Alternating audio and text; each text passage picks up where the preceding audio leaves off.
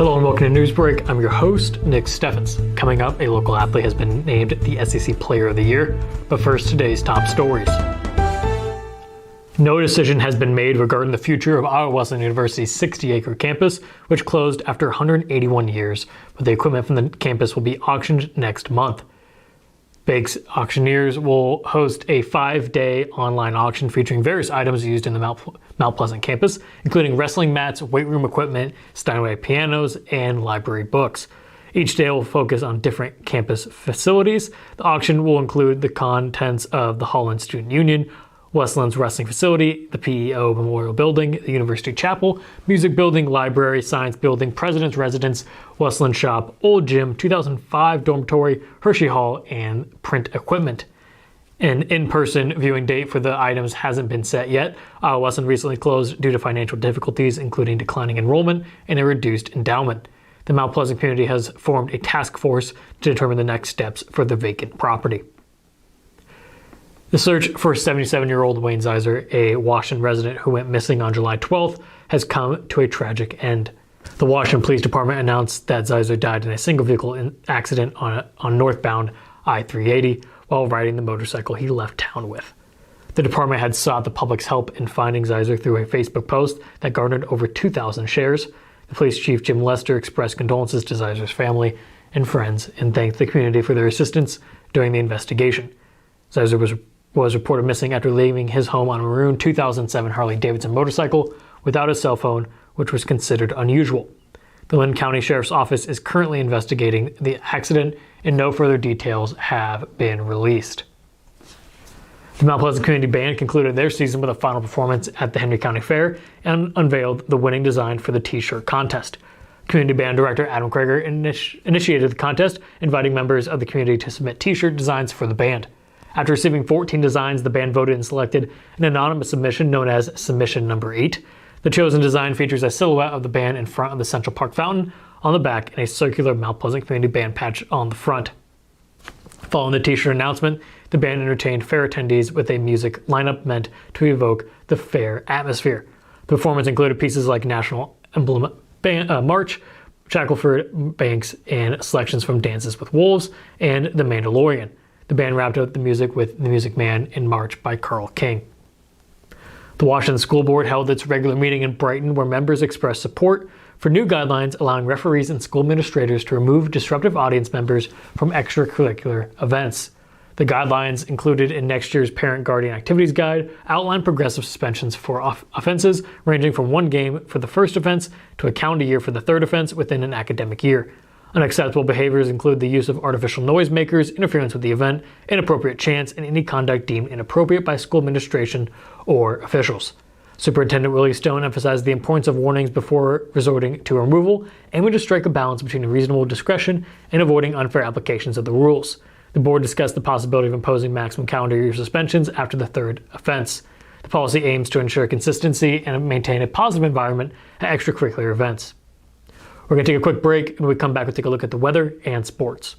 Since 1905, Kelowna Cooperative Technology Company has helped our community stay connected with the latest advancements in clear, dependable telecommunications services. KCTC provides rural Iowans with access to high-speed fiber internet, as well as phone, television, computer repair, and cybersecurity solutions. We're also proud supporters of local organizations and area schools within the community. KCTC, keeping Kelowna connected.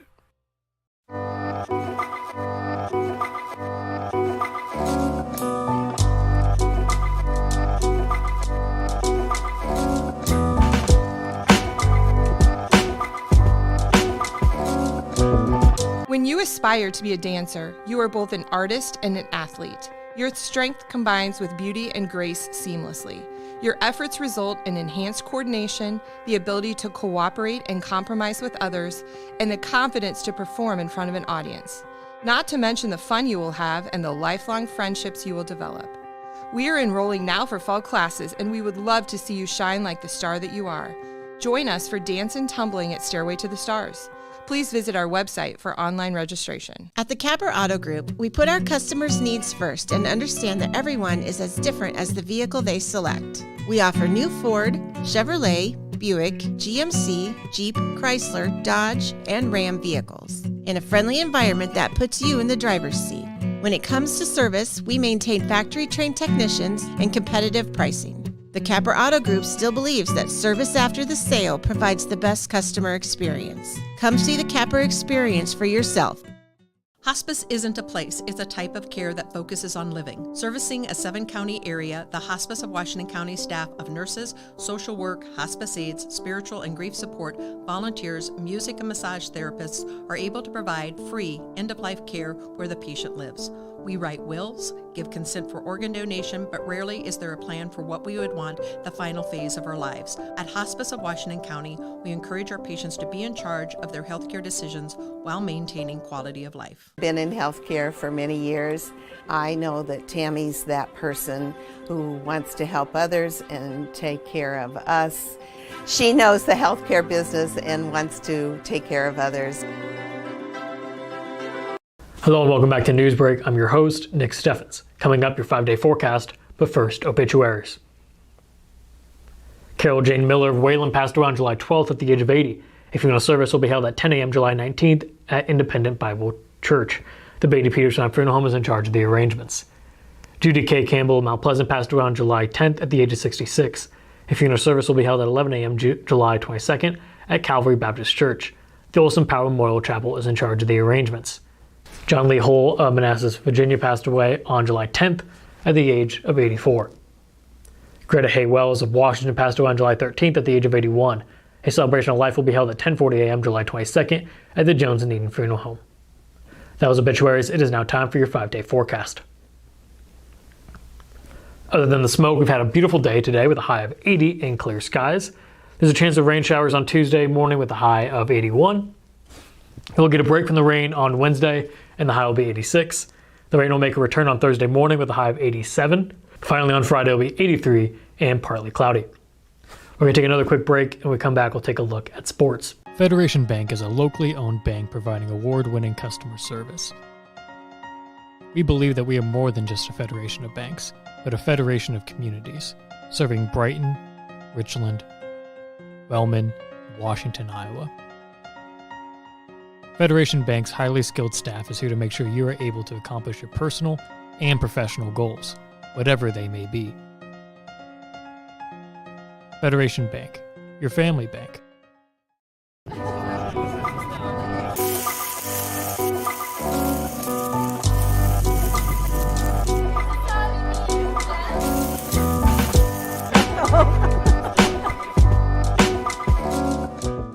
Family owned and operated by Andy and Sarah Ross. Ross Auto has been your vehicle repair and maintenance headquarters since 1935.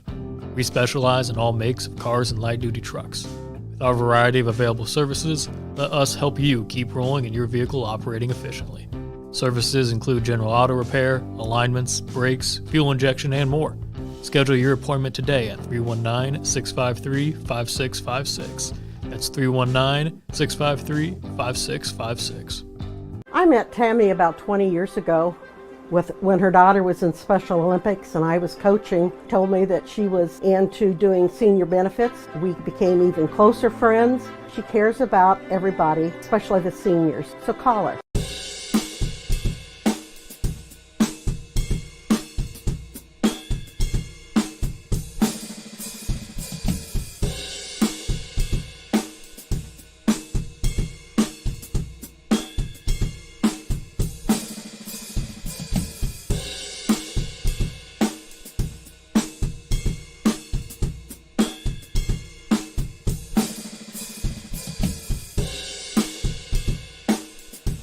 Welcome back to Newsbreak. I'm your host, Nick Steffens. It is now time for sports. Washington's Leighton Salazar has been named Co-Player of the Year in the Southeast Conference for the 2023 high school softball season. Salazar earned the her spot atop of the conference by hitting an insane .550 this season.